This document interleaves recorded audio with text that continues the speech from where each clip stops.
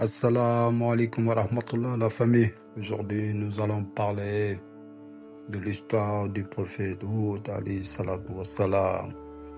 Ad et Samoud étaient deux tribus et deux rois du nombre des enfants de Sam, fils de Noé.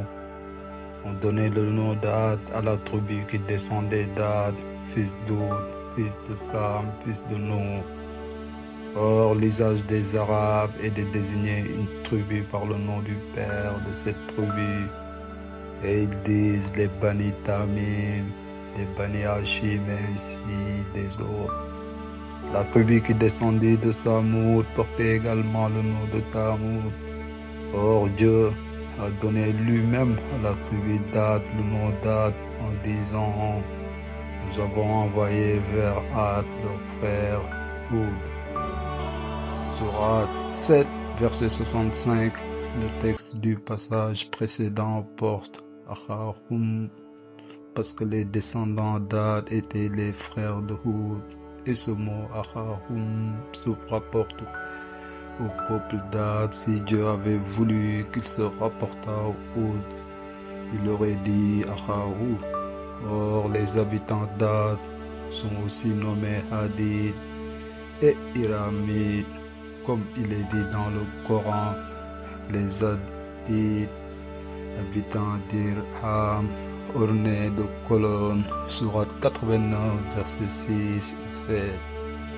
On voit d'après ce passage que les Hadid et les Iramites sont un seul peuple. Les tribus d'Ad et de Samoud étaient voisines l'une et l'autre et habitaient le désert du Hijaz. Le pays du peuple d'Ad était plus près de la Mecque que la vallée de Hijr.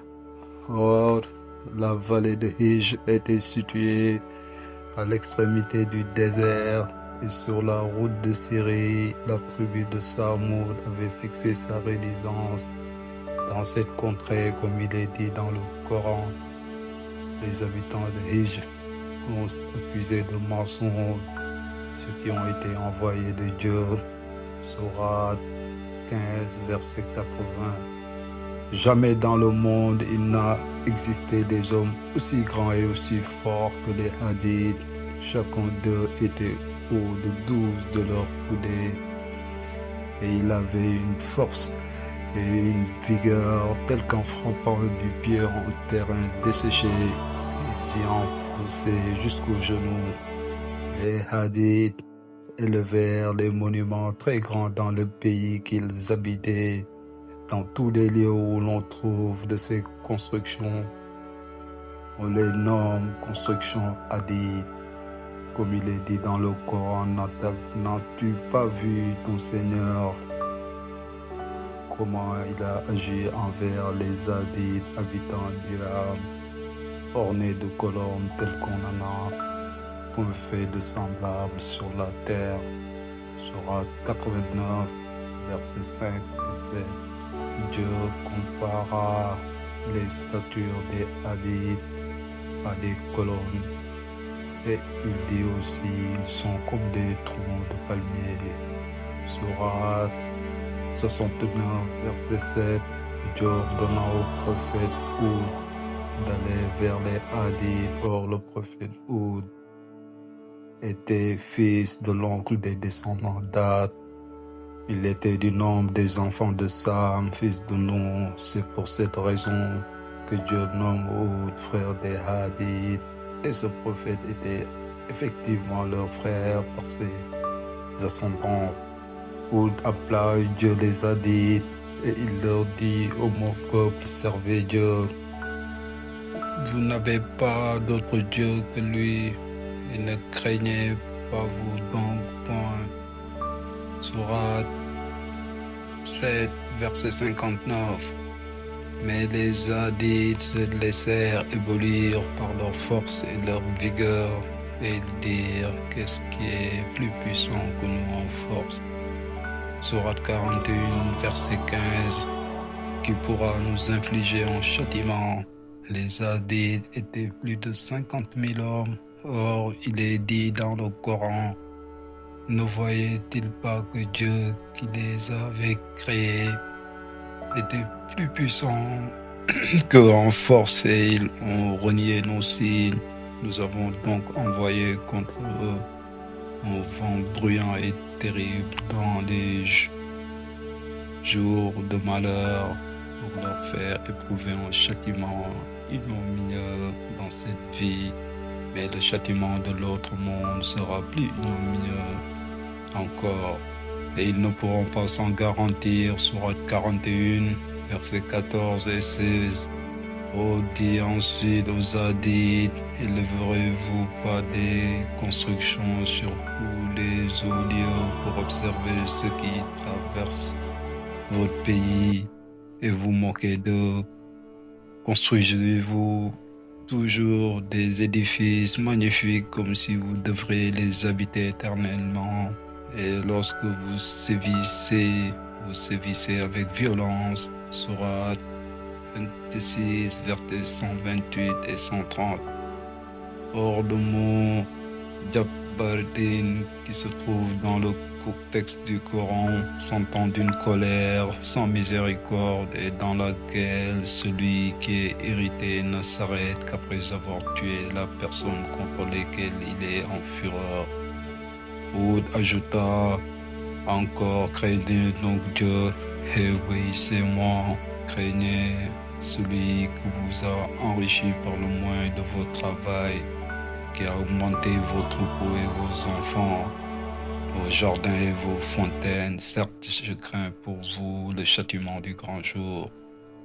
Dans ce passage, Dieu rappelle aux Hadiths les bienfaits qu'ils ont reçus de lui et il leur parle d'abord de leurs troupeaux, puis de leurs richesses et de leurs enfants. Or, les hommes aiment mieux les richesses que les enfants, parce que lorsque l'on n'a pas de biens et qu'on a des enfants, les soins qu'il exige empêchent d'acquérir des richesses pour soi et pour eux. Cette vérité est confirmée par les paroles suivantes du Coran.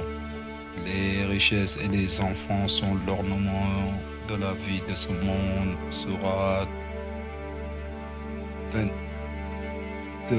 Sourate 18, verset 46. Dieu parle d'abord des richesses et ensuite des enfants. Or, Hud appela le peuple d'Ad pendant 50 ans. Les Hadiths firent à ce prophète la réponse qui nous est conservée dans le Coran. Ils disent: oh Hud, tu ne nous apportes aucune preuve de ce que tu avances, et nous n'abandonnerons pas nos dieux à cause de tes discours. Nous ne croyons point en toi, nous pensons seulement que quelqu'un de nos dieux t'a pris en aversion. Hud répondit aux Hadiths: je prends Dieu à témoin, et vous aussi soyez témoins que je suis innocent de polythéisme. Sourate 11, verset 54.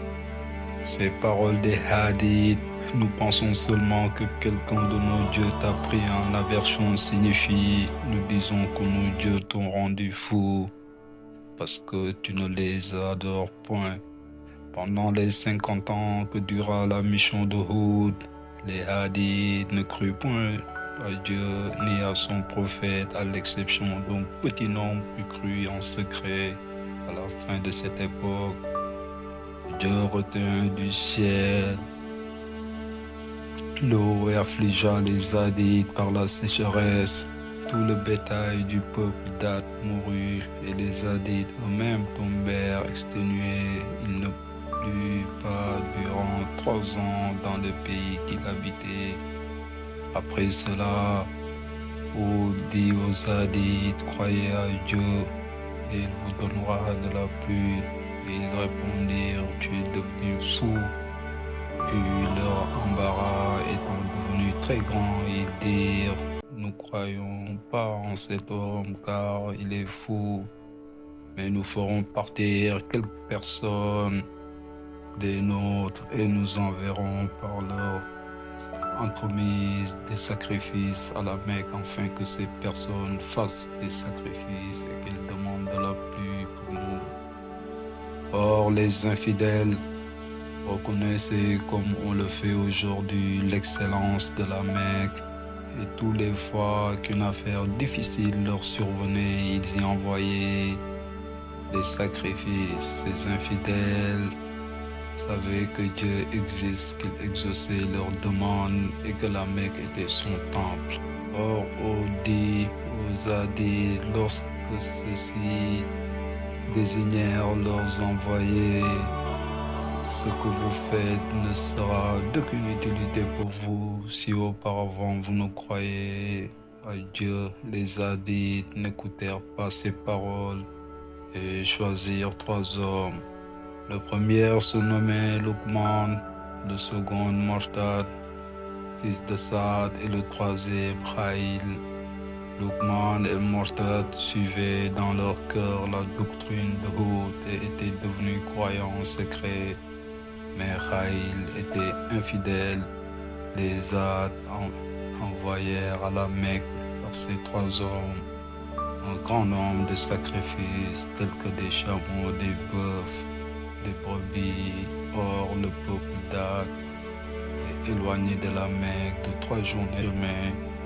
Lorsque ces 3 hommes partirent, aux Hadiths ces paroles conservées dans le Coran: ô mon peuple, implorez la clémence de votre Seigneur et de retourner à lui. Il enverra du ciel sur vous une pluie abondante et il ajoutera de la force à votre force. Mais ne recommencez pas à commettre des crimes. Sourate 11, verset 52. Les Hadiths ne s'inquiétèrent pas de ce que disait Hud lorsque les 3 envoyés du peuple d'Had furent arrivés à la Mecque. Ils se lièrent d'amitié avec les habitants de cette ville, qui exercèrent envers eux des devoirs d'hospitalité. Ils passèrent les nuits et les jours à boire du vin, et dans leur ivresse, ils ne pensèrent pas à leur peuple et aux motifs qui les avaient amenés. Les habitants de la Mecque ordonnèrent ensuite à des musiciens de chanter la fiction des Hadiths en s'accompagnant sur le luth, afin de rappeler aux envoyés le souvenir de leur peuple. Alors Luqman et Mortad avouèrent à Khaïl qu'il était déjà croyant et ils ajoutèrent: si notre peuple avait cru à Hud, il aurait eu la pluie du ciel, mais les Hadiths n'ont pas voulu croire et c'est à cause d'eux que nous souffrons depuis si longtemps. Khaïl, qui était infidèle, leur répondit: vous ne partagez point l'affection de votre peuple, j'irai moi-même et j'offrirai le sacrifice. Il alla donc et il conduisit les victimes sur le sommet de la montagne pour les sacrifier lui-même. Tournant alors son visage vers le ciel, il dit: ô Dieu du ciel, je viens t'adresser une prière. Je n'ai point de maladie dont je désire obtenir la guérison, et je ne me plains de personne, mais je demande de la pluie pour mon peuple. Sois notre protecteur. Au même instant parurent 3 nuages. Le premier était rouge, le second noir et le troisième blanc. De ces nuages sortit une voix qui disait: lesquels veux-tu voir se diriger vers ton peuple? Khaïl dit en lui-même: si ce nuage rouge allait vers mon peuple, il ne répandait pas de pluie, et quand même il durerait nuit et jour, et il ne donnerait pas une goutte d'eau. Et le nuage blanc durera-t-il un jour? Il n'en sortira pas de pluie. C'est le nuage noir qui renferme la pluie. Alors Khaïl dit à haute voix: je demande que ce nuage noir aille vers mon peuple. Une voix lui répondit: il est parti. Khaïl s'en retourna alors plein de joie, croyant avoir fait une grande œuvre et avoir envoyé la pluie à son peuple. Mais ce nuage renferme la punition divine de Dieu, envoya des anges pour le transporter vers le peuple d'Had. Lorsque Khaïl fut de retour auprès de ses amis, il leur raconta ce qui s'est passé. Mais ceux-ci se mirent à rire et à se moquer de lui. Le nuage étant arrivé chez le peuple d'Ad fut précédé de vent qui soufflait devant lui. Lorsque les adultes s'aperçurent qu'il faisait du vent, ils se dirent en eux-mêmes, le vent est venu, maintenant la pluie viendra. Ils regardèrent donc et voyant le nuage, ils furent remplis de joie, comme il est dit dans le Coran. Et lorsqu'ils virent le nuage qui avançait vers leur vallée, ils dirent, ce nuage nous donnera de la pluie. Mais il leur fut dit, non, au contraire, c'est le châtiment dont vous demandiez. On vous fit voir promptement l'accomplissement. C'est un vent dans lequel est une peine douloureuse. Il détruira toutes choses par l'ordre de son Seigneur. Et lorsque le matin fut arrivé, on ne vit plus que leur demeure. C'est ainsi que nous rémunérons les hommes qui commettent des actions criminelles. Sourate 46, versets 24 et 25. Or, Oud savait que ce nuage renfermait le châtiment des Hadith. Dieu le lui a fait connaître. Le nuage se tint arrêté au-dessus de la tête des Hadith, et le vent stérile qu'il renfermait en sortit, comme il est dit dans le Coran. Nous avons fait éclater notre puissance sur les Hadith lorsque nous avons envoyé contre eux un vent stérile. Sourate 51, verset 41. Et ailleurs encore, les Hadith ont été détruits par un vent bruyant et terrible. Sourate 69, verset 6. Le mot sarsar qui se trouve dans le texte du Coran signifie un vent froid, et le mot atiyat qui se rapporte à sarsar signifie terrible, à tel point qu'il n'y en a aucun moyen de l'éviter. Alors le vent enleva tous les quadrupèdes qui se trouvaient sur la terre, les porta en l'air, les rejeta ensuite sur la terre et les brisa en morceaux. Lorsque les Hadith virent cela, ils se dirent les uns aux autres, prenons patience plus tard, parce que ce vent sera passé, il y aura de la pluie. Tous les Hadiths sortirent de leur maison et se tinrent dans la campagne. Ils frappaient la terre avec leurs pieds et ils y enfonçaient jusqu'aux genoux. Houd pensait que les Hadiths allaient venir le prier d'intercéder pour eux afin de détourner le châtiment qui les menaçait. Mais aucun d'eux n'alla trouver le prophète Houd et ils ne se quittèrent pas de lui. Après cela, le vent stérile et terrible commença à souffler. Il enleva en l'air les Hadiths et les rejeta contre terre. Chacun de ces hommes était semblable à un palmier pour la stature, et ils périrent comme il est dit dans le Coran. Tu aurais vu alors les hommes étendus à terre comme des troncs de palmiers creux dans l'intérieur, mais en auras-tu vu un seul de sauvé? Sourate 69, verset 7 et ailleurs. Nous avons envoyé contre un vent bruyant dans un jour de malheur durable. Ce vent enleva les hommes comme s'ils avaient été des troncs de palmiers déracinés. Sourate 54, versets 19 et 20.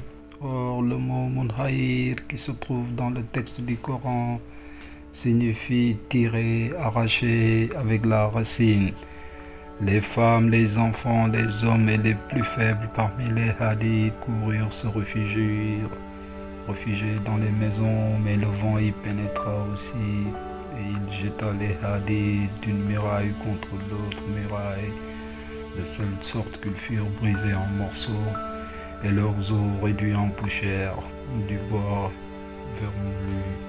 Ce vent continua à souffler pendant 8 jours et 7 nuits, comme il est dit dans le Coran. Dieu l'envoya contre eux pendant 7 nuits et 8 jours consécutifs. Sourate 69, verset 7. Or, le mot Uzhum qui se trouve dans le texte du Coran se dit d'une chose qui n'est point interrompue.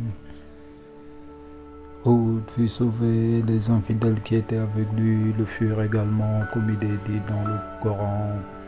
Lorsque notre ordre arriva, nous sauvâmes Hud, sourate 11, verset 58. Or, les envoyés du peuple d'Ad qui se trouvaient à la Mecque ne savaient point encore que les nuages avaient détruit toute leur nation. Lorsqu'ils apprirent cet événement, ils allèrent tous les trois sur la montagne. Alors, Luqman et Mortad dirent à Khaïl, devient croyant, cet infidèle, répondit, la vie sans ton peuple n'est inutile. Élevant son visage vers le ciel, il dit, ô Dieu du ciel, si tu as fait périr mon peuple, fais-moi périr aussi. Au même instant, le vent commença à souffler et enlevant en l'air cet infidèle. Il le rejeta contre terre et le brisa en morceaux comme tous les autres hadiths. Ensuite, lorsque Luqman et Mortad eurent fait leur sacrifice, une voix se fit entendre et leur dit, vous aussi faites chacun une demande. Celui des deux qui se nommait Luqman dit au Seigneur, daigne m'accorder une longue vie, je demande à vivre autant que 7 vautours. La voix lui répondit, quelque longue vie que soit ta vie, tu finiras toujours par mourir. Luqman dit, c'est vrai. Sa demande lui fut ensuite accordée. Or, la vie de 7 vautours forme 3500 ans. Luqman prit donc le petit d'un vautour et le nourrissait. Lorsque cet oiseau mourut, il en reprit un autre, mais à la fin, Luqman mourut, n'ayant plus aucun moyen d'éviter la mort. Mortad fit aussi une demande. Il voulut avoir du pain de froment et il dit au Seigneur, donne-moi du pain de froment, car dans le lieu où il était, on mangeait du pain d'orge, donnant donc à Mortad autant de froment qu'il pouvait en consommer pendant sa vie. Or, Hud vécut encore 50 ans avec les fidèles qui avaient cru à sa mission, et sa vie fut en tout de 150 ans. Le prophète Salih parut 150 ans après Hud, de l'envoya vers les Samoud pour qu'il les appelât à lui. C'était l'histoire du prophète Hud alayhi salatu wa salam, qu'Allah soit satisfait de lui au nom du prophète Muhammad. Alaykum salam wa rahmatullahi wa barakatuh.